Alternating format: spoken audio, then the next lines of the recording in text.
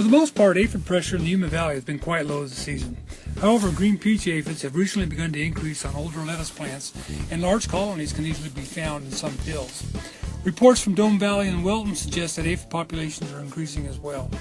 This is common during February when produce acreage begins to decline and aphids tend to disperse to available crops.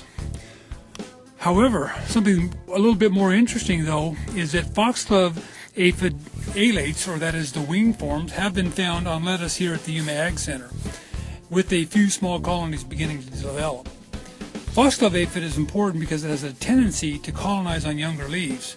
This often translates into contamination of the heads or hearts of iceberg lettuce, romaine, and celery. The key to effective foxglove aphid control, as well as other aphids, with foliar insecticides is to initiate sprays at the time the apterous or wingless aphids begin to colonize. Of course, this requires diligent scouting and sampling. Our U of A action threshold for aphids recommends that applications be made when about 10% of the plants sampled contain aphid colonies, that is 3 or 4 aphids or more. Fortunately, PCAs have numerous alternatives for foliar aphid control.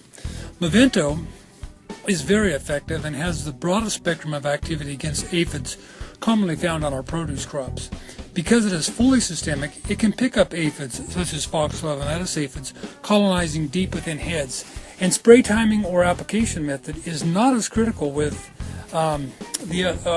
Movento relative to some of the other products that are just translaminar or require contact activity. Of course, Belief and Acil are also good foliar alternatives for aphids, and these are translaminar and typically perform best with good coverage through ground applications. For more information, visit our website on insecticide alternatives that can be found in our aphid control chart.